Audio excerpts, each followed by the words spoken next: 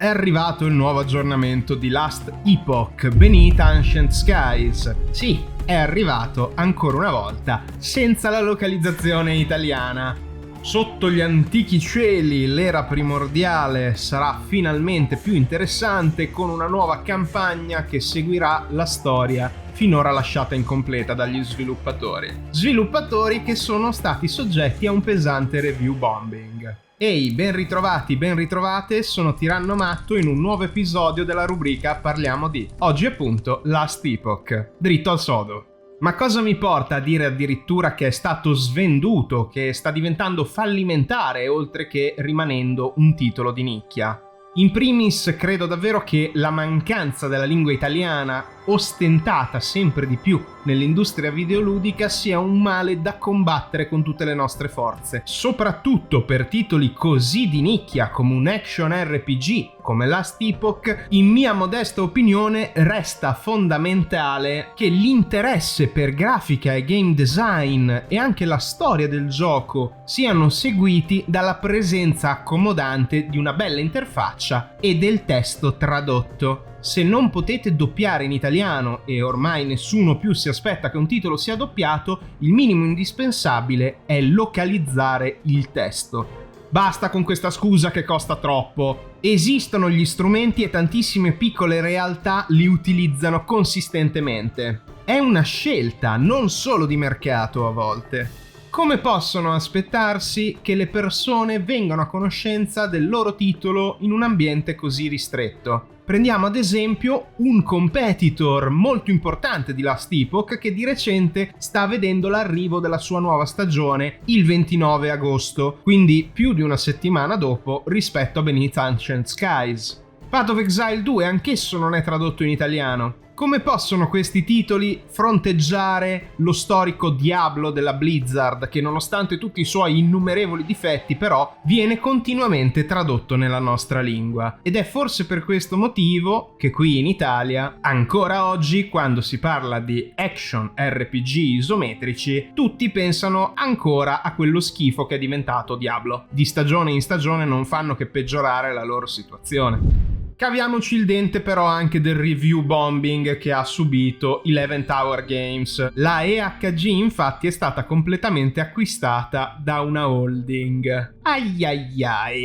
Purtroppo prima o poi il capitalismo corrode ogni cosa e tutti i progetti degni di nota come questo dallo studio indie EHG prima o poi vengono notati grazie al loro successo dalle realtà corporative. In questo caso si parla di Krafton, un gruppo spietato e per nulla customer friendly. Questo gruppo sudcoreano è infatti dietro a diversi videogiochi che non hanno fatto che peggiorare nel corso degli anni proprio sotto la luce delle microtransazioni e della monetizzazione di ogni funzione del gioco, mettendo l'accento sulla dinamica della fear of missing out, la FOMO, e già i pacchetti supporter di questo nuovo ciclo sulla Last Epoch hanno subito questo trattamento. L'acquisto è arrivato abbastanza inaspettato ed è stato totale, una svendita da parte del gruppo indie originale che molti utenti non riescono a perdonare, motivo per cui durante quest'estate Last Epoch ha ricevuto un sacco di recensioni negative su Steam,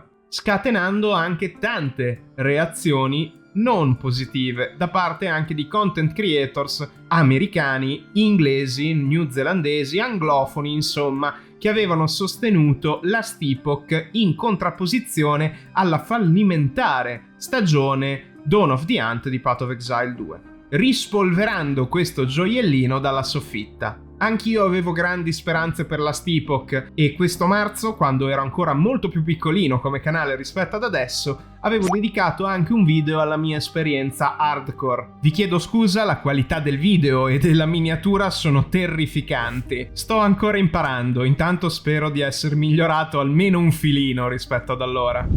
E direi che in chiusura di questo Parliamo di non mi resta che citarvi l'esperienza di lancio del nuovo aggiornamento uscito il 21 agosto 2025. Last Epoch ha una narrativa particolare che ci vede viaggiare nel tempo su Eterra, un mondo distrutto dalle guerre perpetue tra entità anche oltre il divino. Noi, in quanto viaggiatori temporali, dovremmo cercare di seguire i responsabili della corruzione del tempo e sconfiggerli attraverso una serie di ere, e quella che meno aveva risaltato già dall'inizio dell'Early Access era proprio l'era antica. Con questo aggiornamento tantissime mappe sono state introdotte, tantissime migliorie grafiche e, posso dire la verità, anche tanti cambiamenti interessantissimi alla classe del necromante, dei minion, i servitori non morti generalmente, e quella del druido Beastmaster, il padrone delle bestie che ruota tutto attorno ai suoi animali. Molto tematico, devo ammettere, da questo punto di vista, come anche tutti i nuovi cosmetici e le meccaniche di gioco che riguardano proprio l'era antica e i dinosauri.